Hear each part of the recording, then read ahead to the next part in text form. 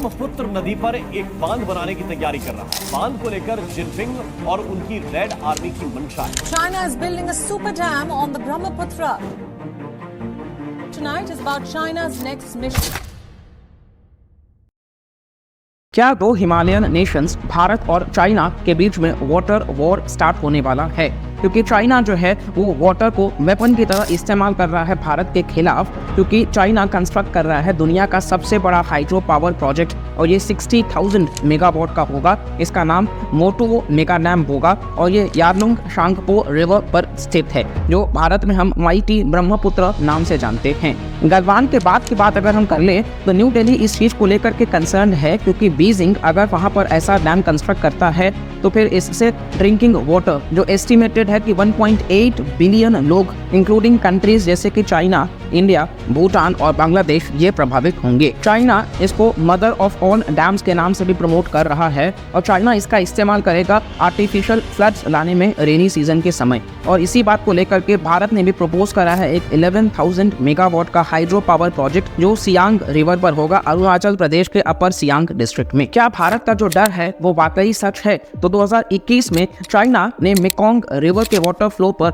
50% से 3 वीक्स के लिए बगैर किसी प्रायर वार्निंग के कट कर दिया था।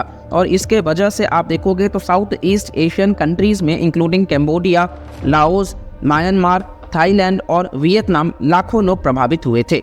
वहीं थोड़ा पीछे चले तो साल 2019 में चाइना का जो डैम अपर मेकोंग रिवर पर है उसमें एक enormous amount of water hold कर लिया गया। डिस्पाइट कि बहुत ज़्यादा बारिश हुआ था, उसके बावजूद इन नेशंस में ड्रॉट जैसे हालात थे और फूड सिक्योरिटी का क्राइसिस आपको देखने को मिलेगा। तो आइए अब हम ब्रह्मपुत्र रिवर सिस्टम के बारे में डिस्कस करते हैं। तो ये हिमालयन ड्रेनेज सिस्टम का हिस्सा है जिनमें 3 मेजर रिवर्स शामिल हैं, इंडस, गंगा और ब्रह्मपुत्र। इसका फैलाव 2,900 किलोमीटर्स तक है और ये one of the longest reverse है एशिया में। साथ ही साथ ब्रह्मपुत्र का मतलब है कि ब्रह्मा का पुत्र, और इसका ओरिजिन जो है वो चेमा युंगदुंग ग्लेशियर जो साउथ वेस्टर्न तिब्बत है वहाँ से होता है और ये काफ़ी नज़दीक है इंडस और सतलज के सोर्सेस के। सर्दर्न तिब्बत में इसका नाम यारलुंग शांगपो के नाम से होता है और जब भारत के अरुणाचल प्रदेश में एंटर करती है तो इसको हम दिहांग के नाम से जानते हैं। वहीं सादिया के वेस्ट में दिहांग जो है वो आगे चल करके लोहित और दिबांग रिवर्स से जुड़ जाते हैं और तब इसका नाम ब्रह्मपुत्र हो जाता है।